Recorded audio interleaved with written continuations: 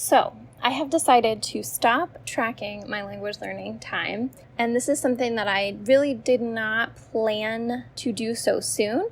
I was thinking that when I reached the B2 level, I don't really believe in language levels, but when I took the exam that I plan to take in order to be able to do organized activities in Spanish, that I would stop tracking at that point because I was very, very curious about how many hours it would take me to get to that point. Not that it matters at all. This was not a competition thing. It was more just like a research experiment with an N of 1. I have tracked my time in language learning for almost exactly 2 years. If you are new here, hello, my name is Jo. I am learning Spanish and dabbling in some other things. I tracked all the time that I spent immersing, listening, reading, anything in Spanish or any other languages.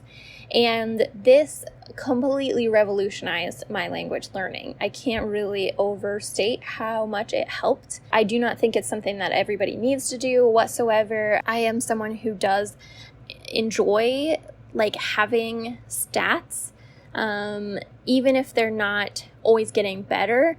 It's just something that helps with my, intrinsic motivation. It's like if I was, lifting weights or something, knowing that I was, slowly but surely increasing the amount that I was lifting over time would be so motivating to me. And that's exactly how tracking my language time was. It was also kind of a wake-up call to the fact that sometimes I would feel like I was spending a lot of time, but then when I looked back at the amount of actual time I was spending, it wasn't that much. And, if that's something that's unavoidable, if life happens, then that's totally fine. But that's not what it was usually happening at the time. It was just that I felt like I was doing a lot, but in reality it wasn't. And so, it took me, I think, over a year to get my daily average to over an hour. And that was so motivational to me to reach that.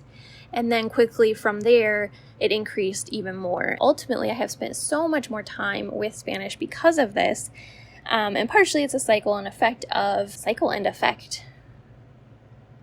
cycle of, cause and effect where as my level has gotten better, it has gotten easier to spend a lot of time. So, now I can spend several hours every single day without it being too much of an effort, whereas before that was not necessarily the case. But over the second half of this year, really fairly suddenly within a couple months, I haven't really been looking at the numbers for one thing. I don't look at them ever.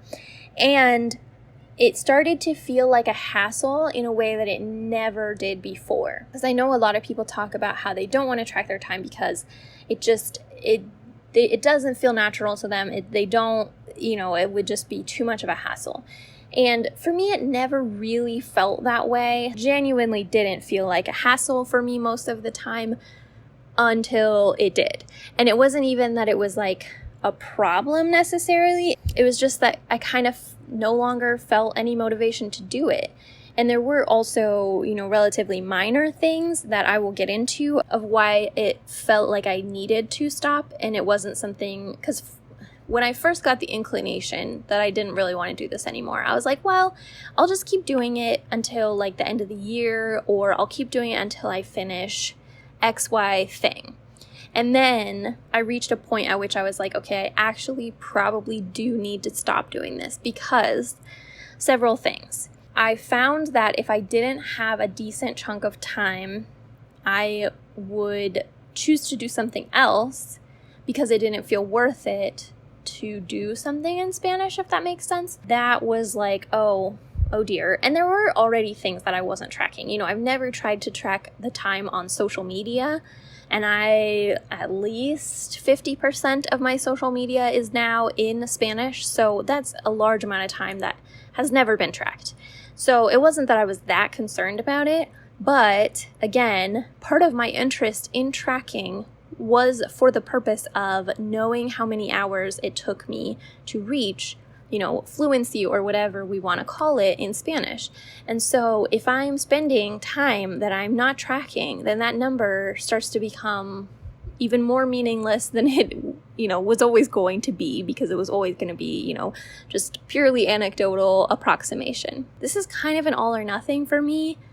And I am starting to feel like it just needs to be a nothing. And so I took a week off of tracking, and it was great. I did have some days where I was like, I feel like I'm missing something, but I do think that I did a lot more low intensity activities, like just watching YouTube videos, switching back and forth between English and Spanish YouTube videos is something that I didn't usually do. I would usually try to just watch a bunch of Spanish videos in a row or something like that, whereas now I feel like I can just watch whatever I want whenever I want, which, again, it makes it sound like this was a really restrictive thing, but it really didn't feel that way. But I just think taking it away has made me realize the tiny ways in which it was restrictive. And the other thing is that I will now do things and not really pay attention to them. Like, that was something that I did not do a lot of in Spanish, was that I felt like if I was going to turn something on in Spanish, I at least needed to be paying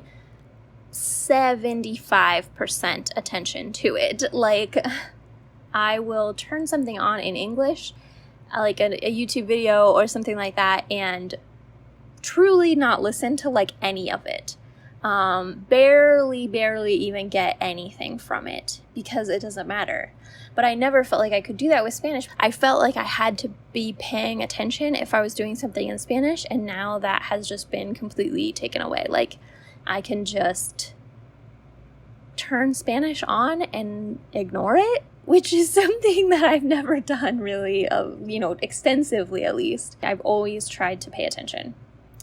So yeah, anyway, these are just some random thoughts. Again, I'm not vilifying tracking your time. And I think that, there are probably two schools of thought of like, tracking your time is terrible. It's, productivity culture. It's monetizing your hobbies and like, turning it into something that it shouldn't be. And I can see that perspective, but I think that it's very individual on whether that's true or not. I think for some people, that probably is very true.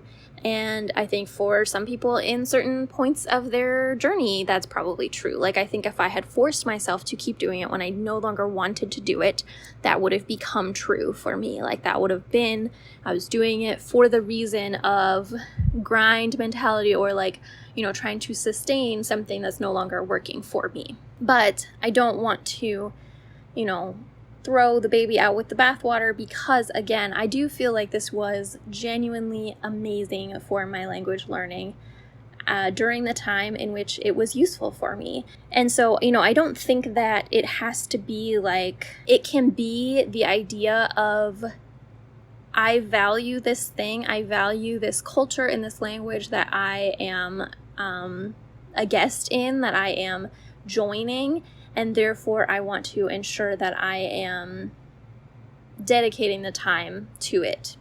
And I think that that's very much how I was viewing it. Like, I was wanting to spend quality time with Spanish, and this was a way to ensure that I was doing that.